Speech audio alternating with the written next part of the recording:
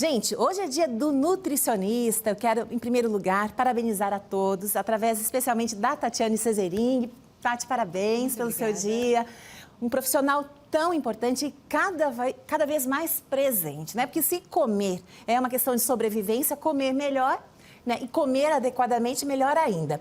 Para falar, então, não sobre o dia do nutricionista, mas para falar sobre introdução alimentar, porque a gente viu aí os bebezinhos e é uma fase muito, assim, importante e também muito desafiadora para quem é mãe.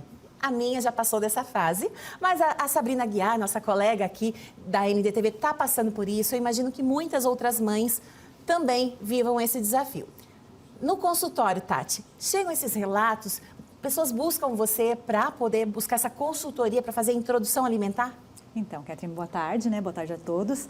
É o que eu comento que é a principal consulta. Né? Porque é quando a gente começa a fazer o que a gente chama de introdução alimentar complementar. Porque esse bebê ele já está comendo de alguma forma, né? Ou a fórmula ou o leite materno. Então a gente começa aí aos 6 meses a fazer a introdução alimentar complementar. É o complemento do que ele já está comendo, né? Do leite ou da fórmula. E por que é tão importante, tão decisivo? Porque a gente começa a moldar o paladar do bebê. O paladar do bebê, na verdade, ele começa lá na barriga da mãe, né?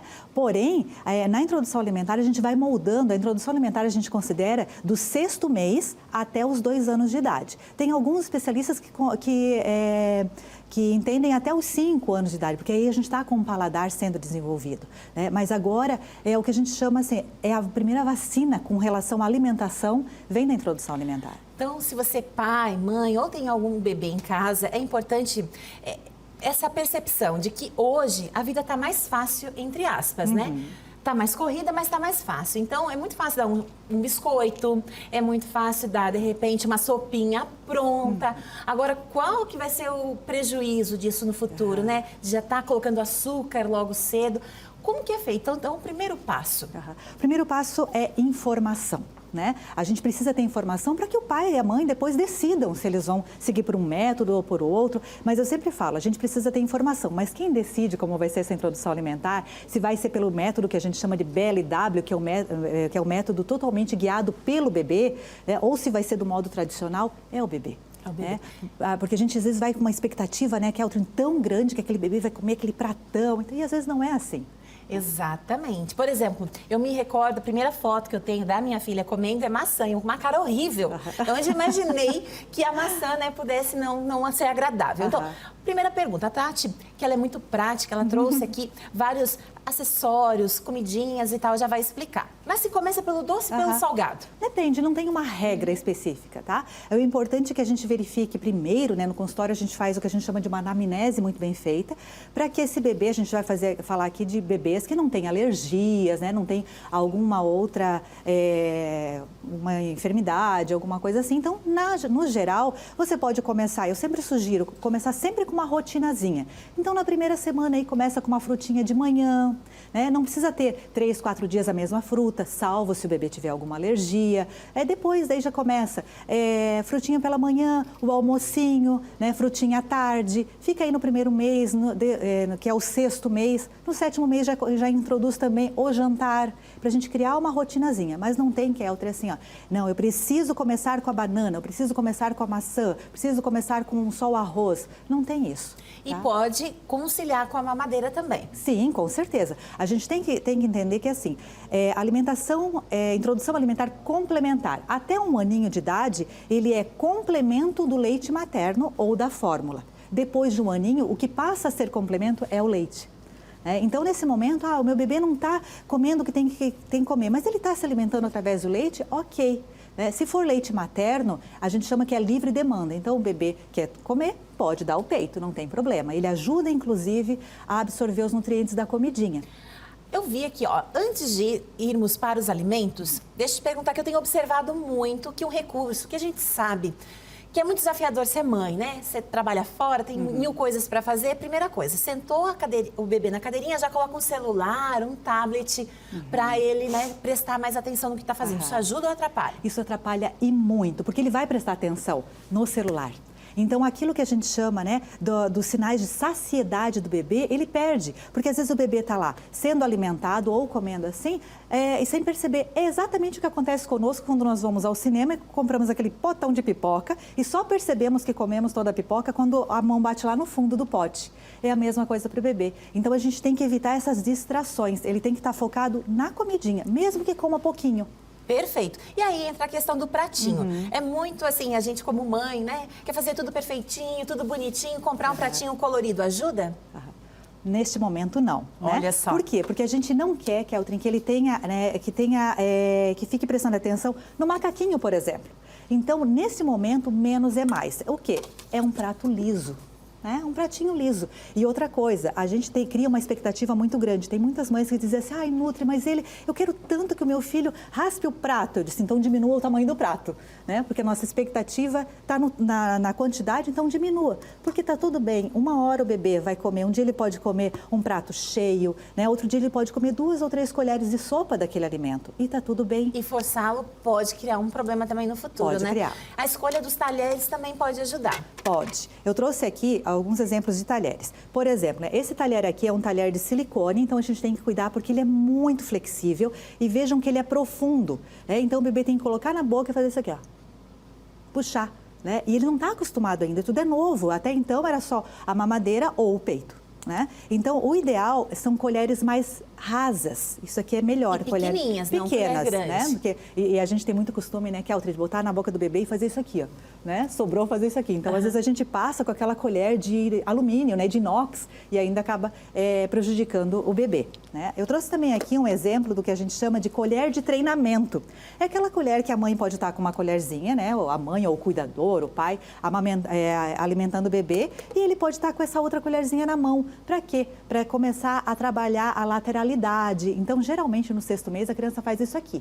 A partir do 7º mês, ela já vai começar a botar na boca. E essas colheres, elas são em silicone, elas têm aqui ó, um massageador para quando começa lá a nascer os dentinhos, tudo ajuda. Nossa, super dica. O tempo tá voando, Tati, mas chegou uma participação no nosso WhatsApp, vou pedir para a produção colocar, então, para compartilhar conosco. Olha só, Ângela, Ana Luíse tem 4 meses e no meio de outubro vai começar com a introdução alimentar. Já estamos ansiosos. Ângela, ó, então, super dicas para você aqui com a Tati. Já que estamos falando de bebezinhos, eu vi que você trouxe banana. Há uma dúvida comum, nanica, branca, aquela outra. Qual a banana ideal? Qualquer uma. Qualquer uma. Não existe, se a criança não tiver uma prévia de alergia dos pais ou ela mesma, crianças APLV, que são crianças que têm alergia à proteína do leite de vaca, tem que cuidar com a banana. Olha só. Porque a banana é um alimento que, nesses casos, pode ocasionar alguma alergia. E um reflexo, um sintoma seria o intestino preso? O intestino preso, dermatites, né? A criança ficar com a pelezinha vermelhinha. Então, isso não é por causa do tipo da banana, é por causa de uma intolerância que ela já tem. Exatamente.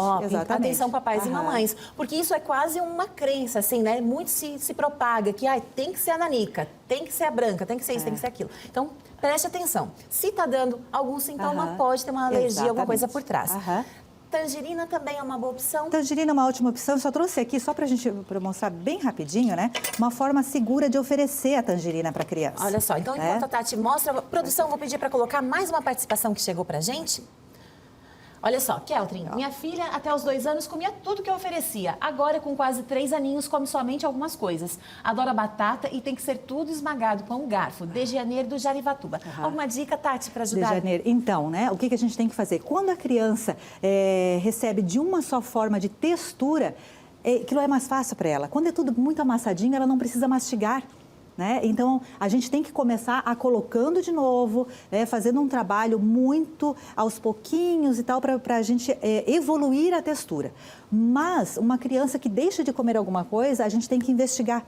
Não é só comportamental, às vezes ela está com uma dor, às vezes ela tem dificuldade para engolir, às vezes é a mordida que não está ok. Então, um bom odontopediatra, uma boa fono, pode ajudar também. Olha só, voltando à tangerina, que tem as sementinhas, né? Isso, o que a gente faz? Eu cortei aqui, né?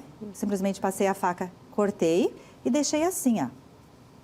E aí dá para a criança, para que ela tenha esse contato. O importante sempre que a gente veja se está macio, se não está seco, Então, é isso aqui. A criança, no primeiro momento, ela pode fazer uma careta. É novo para ela. E tá tudo bem. Geralmente, no consultório, né, às vezes, maracujá acontece muito isso. A gente dá o maracujá e a criança faz a careta, mas ela vai de novo ao encontro do maracujá para provar novamente. Né? Uma dúvida.